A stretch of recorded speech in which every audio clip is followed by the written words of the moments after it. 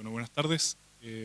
Gracias a la Asociación Nacional de Magistrados, al Instituto de Estudios Judiciales y especialmente a Lidia, mi colega en la Universidad Alberto Hurtado, por invitarme a este congreso de jueces y juezas civiles.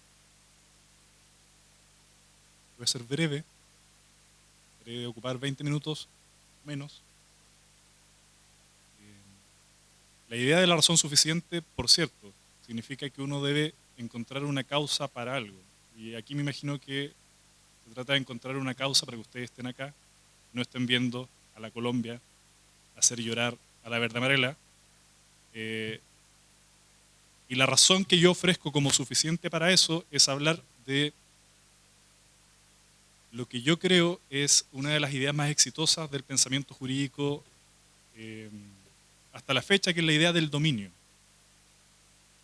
La idea del dominio como la potestad de tomar decisiones de manera exclusiva sobre ciertas cosas y de manera excluyente.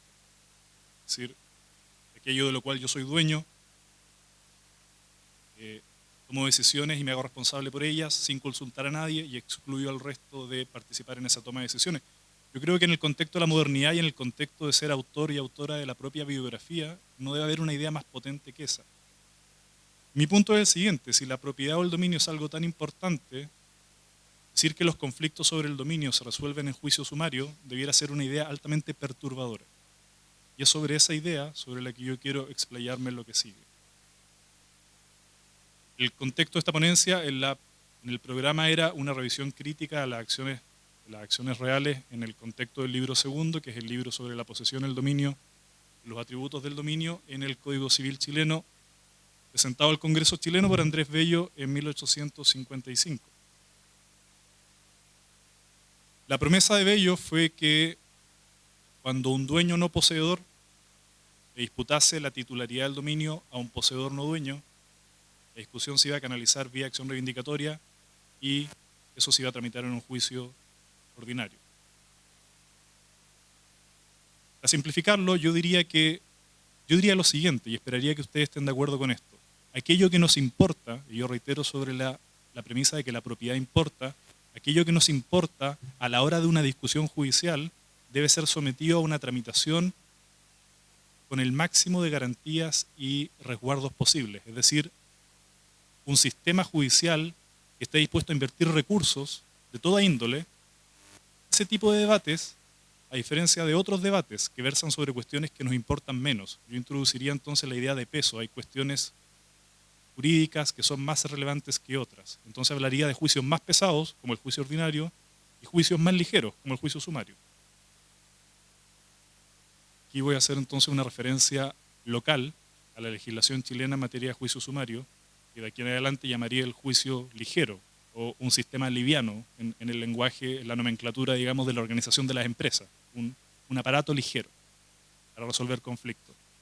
Si ustedes recuerdan el catálogo de la ley en materia de juicio sumario, las cuestiones que por ley se someten a juicio sumario fueron relativamente irrelevantes.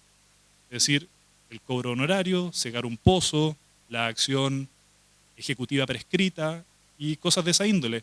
Y ciertas materias que por el conflicto era sensato someterla a un juicio rápido, conflictos de servidumbre. Piensen ustedes una servidumbre de tránsito. Estos sujetos van a ser vecinos antes y después del conflicto. Es bueno que o representantes legales. Un representante legal en relación a su representado. Aquí es necesario que el juicio sea rápido. Pero en algún momento nos olvidamos de esa premisa y empezamos a colar cosas importantes en el juicio sumario. Entonces, en Chile, cuando hay un problema respecto de los daños que provoca la construcción de un edificio en una zona urbana, el vecino que ve afectada su propiedad y quizás su integridad física porque una inmobiliaria construye mal un edificio, eso, si uno lo quisiera canalizar por la vía contractual, uno diría eso desde Roma era un caso de un vicio redivitorio y sería un juicio ordinario. Pero nuestra ley especial de urbanismo y construcciones lo sometió a un juicio sumario. ¿Bien? Entonces, algo tan importante como la conformidad material de las mercancías en Chile pasó a tramitarse en un juicio ligero. Lo mismo pasó con el dominio a través del precario. Y ese es el punto al que yo quiero aludir, pero esta es la segunda premisa que yo voy a tratar de defender hoy día. La primera es que, reitero, a la hora de los conflictos entre particulares, el sistema judicial debe invertir más recursos en procedimientos que se hacen cargo de aquellas cosas que más nos importan y puede estar legitimado para invertir menos recursos en aquellas cuestiones que nos importan un poco menos.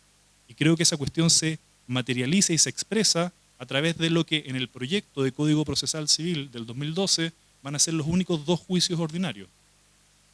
Juicio ordinario declarativo de derechos y el juicio sumario. Un juicio más pesado versus un juicio más ligero. Bueno, la segunda premisa es la siguiente, y es bueno presentarla a un auditorio como ustedes. Yo creo que una circunstancia del trabajo de los jueces, una circunstancia en los términos en que las teorías de la justicia hablan de circunstancia, o sea, la primera circunstancia de la justicia es que los recursos son escasos.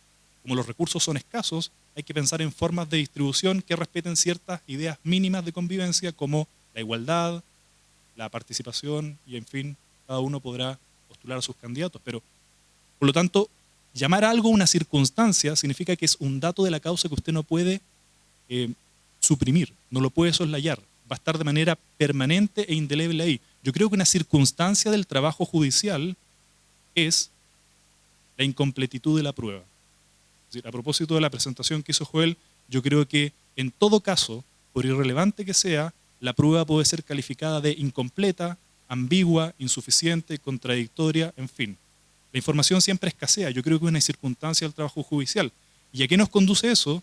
Que si la información es incompleta y el juez tiene el deber de fallar, porque lo que diferencia a un juez de un epistemólogo o de un científico es que cuando el científico no sabe, se detiene y posterga la investigación para más adelante, para otro con mayores recursos, con mayores habilidades o para otro tiempo.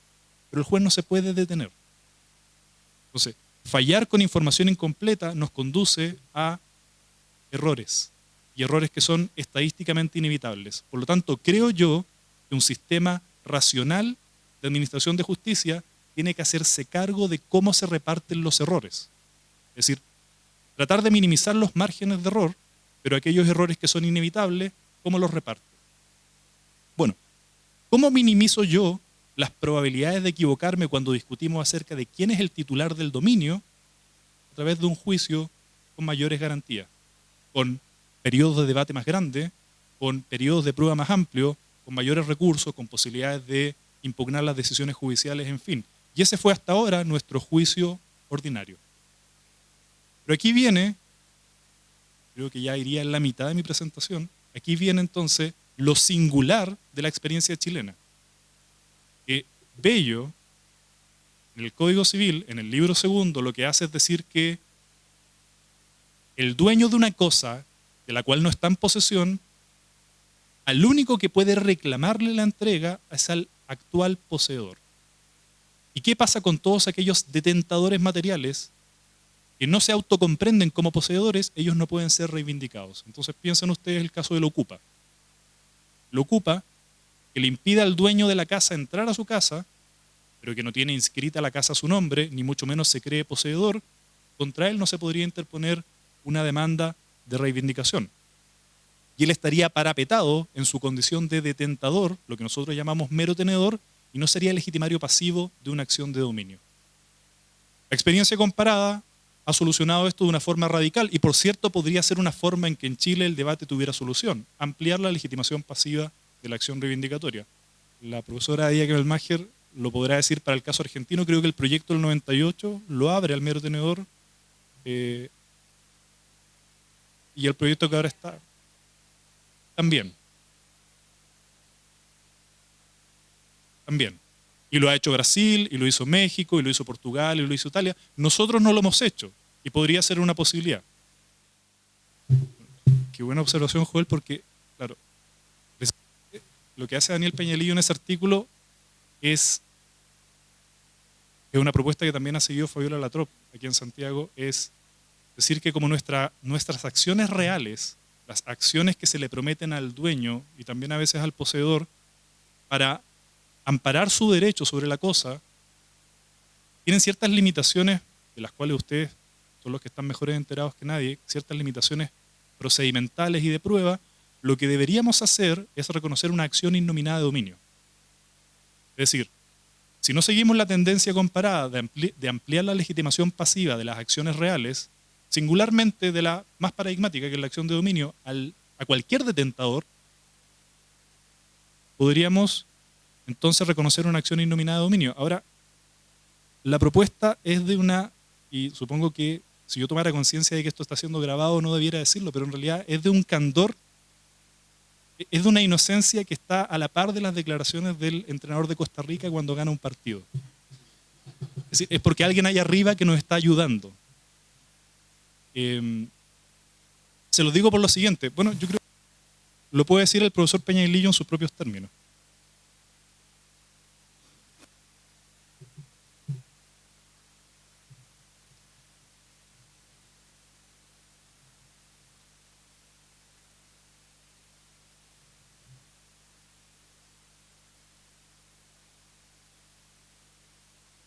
El profesor Peñailillo dice lo siguiente, respecto a esta acción innominada de dominio, es decir, una acción que los ciudadanos podrían interponer ante ustedes, los jueces de la República, invocando no las acciones del libro segundo del Código Civil, sino que la Constitución y, en último término, la definición de dominio del artículo 582. Él dice, cito textual, comillas, con la sola exigencia de que, paréntesis, sin ser indispensable una expresa consagración legal, cierra paréntesis, el propietario demuestre su dominio y que la cosa sobre la que recae ésta se encuentra en manos de otro, sin una explicación aceptable del derecho que lo justifique. Bueno, pero precisamente, profesor Peñailillo, esa es la cuestión. La cuestión es cómo se demuestra el dominio y cómo un juez decide que el que tiene la cosa materialmente no tiene una justificación para ello. Es decir, la reflexión jurídica que formalizó la acción reivindicatoria precisamente fue un intento, que hasta ahora arrastra bastantes siglos, de tratar de dar una respuesta consensuada a este tipo de preguntas. ¿Cuál es el umbral de prueba del dominio? ¿Quién tiene la carga de la prueba del dominio? ¿A qué procedimiento se somete esta discusión? ¿Qué títulos cuentan como justificación? ¿Cuándo la justificación es suficiente? Entonces, ¿por qué digo que es una, comillas, solución cándida y un tanto inocente? Porque simplemente lo que hace es patear el problema hacia una sede desconocida, arrastrando todas las preguntas de las cuales uno se tiene que hacer cargo. Entonces, y ahora entraría a la parte final de mi presentación de la forma en que yo creo que el problema se podría solucionar. Insisto, creo que una posibilidad radical es obviamente la vía legislativa. Podríamos decir que ahí en el artículo 915, donde dice también hay acción reivindicatoria contra el injusto detentador, cierta doctrina jurisprudencial mayoritaria ha entendido que ese injusto detentador es un mero tenedor y sortear el problema.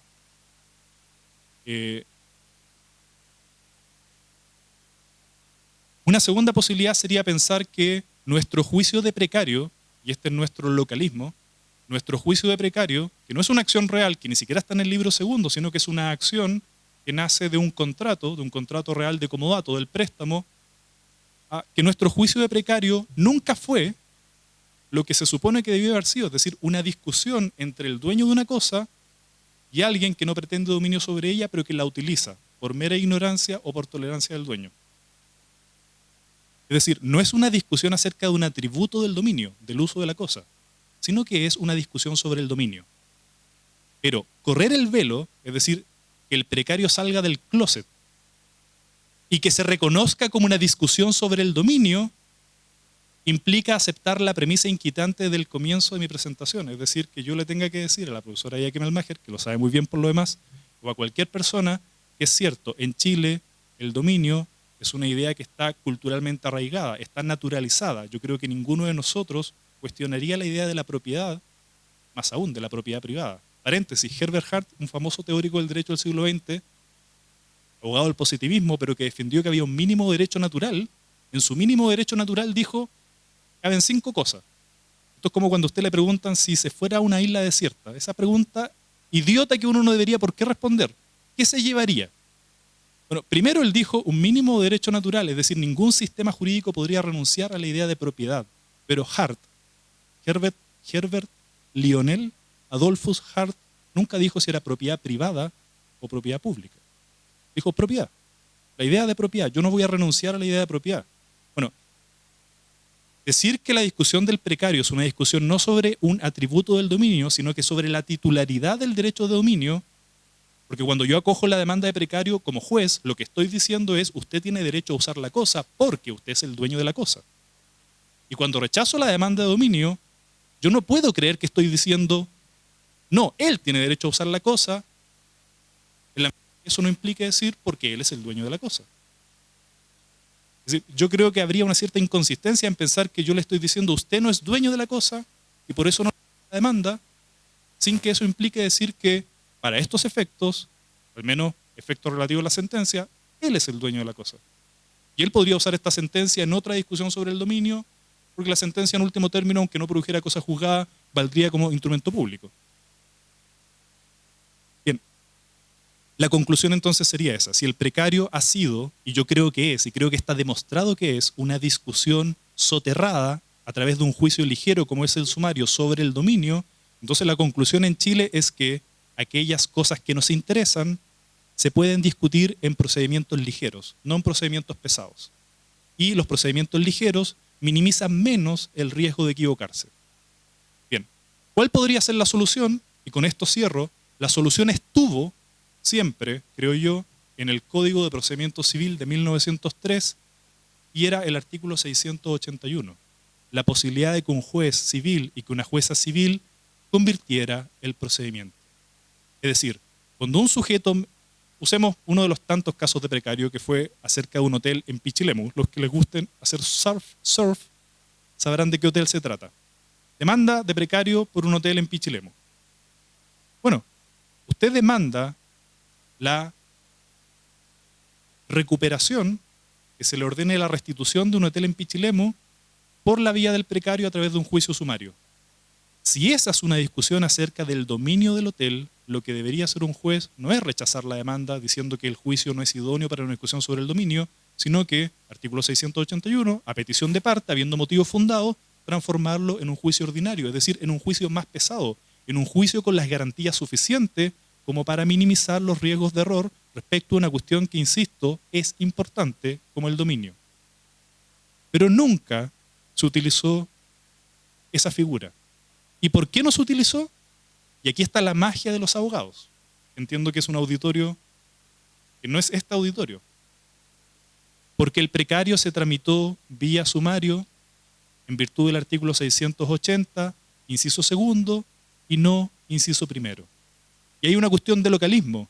La regla que permitía la conversión del procedimiento decía puede convertir el procedimiento, y además es bidireccional, de sumario a ordinario o de ordinario a sumario, en los casos del inciso primero del 680. Es decir, casos en que, por su naturaleza, el conflicto requiere una tramitación rápida. Y los abogados empezaron a crear el precario a través del inciso segundo, en el número 6, donde nunca dijo precario, donde decía depósito necesario o comodato precario.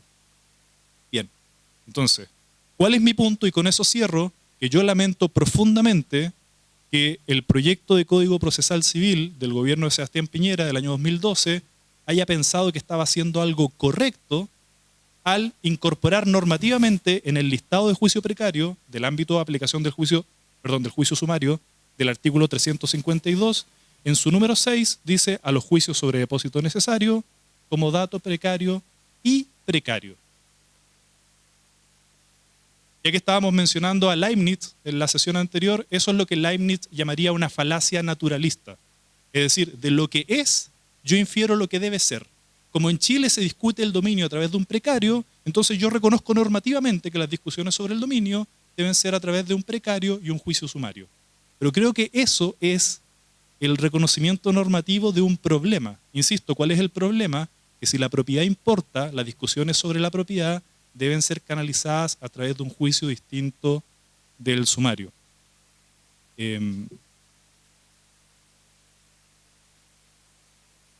No sé si esa era una razón suficiente para que ustedes se perdieran el primer tiempo del partido de Colombia con Brasil, pero, y no puedo irme a los detalles de esta discusión porque en parte fue algo que presenté en Valdivia en la jornada del año pasado y Ruperto estuvo presente y sería torturarlo a él, que él tuviese que escuchar de nuevo las mismas cosas, pero lo sintetizo y lo resumo en un minuto. Las acciones reales son las acciones que tiene el dueño de una cosa y en algunos casos el poseedor ¿Para discutir qué? Para discutir que es él o ella el único que toma decisiones acerca de esa cosa y que puede excluir a los demás. Cuando surgen discusiones acerca de eso, yo le creo a la promesa de Andrés Bello de que dominio, posesión y tal vez inscripción conservatoria son términos equivalentes. Es decir, poseedor se presume dueño, el dueño es poseedor. Y él, cuando judicializa sus conflictos, debería en principio tener un juicio con ciertas garantías. Y la única posibilidad de pasar su discusión a un juicio con menores garantías, a un juicio más ligero, a lo que nosotros hemos llamado un juicio sumario, requeriría una justificación concreta. Yo creo que la justificación puede estar en los casos en que el dueño no compite con un poseedor, sino que discute con alguien que se encuentra en una categoría distinta, un detentador de otra índole. Pero esa cuestión no ha sido transparentada en Chile. Y creo yo que, obviando la posibilidad de que normativamente se modifique el artículo 889 del Código Civil y se amplíe la legitimación pasiva al mero tenedor, creo yo que las discusiones del dominio acerca por la vía del precario son un problema. Y que es un problema que no se soluciona, sino que se agudiza con el reconocimiento normativo de el precario como un caso típico de juicio sumario. Bueno, eso era. Muchas gracias.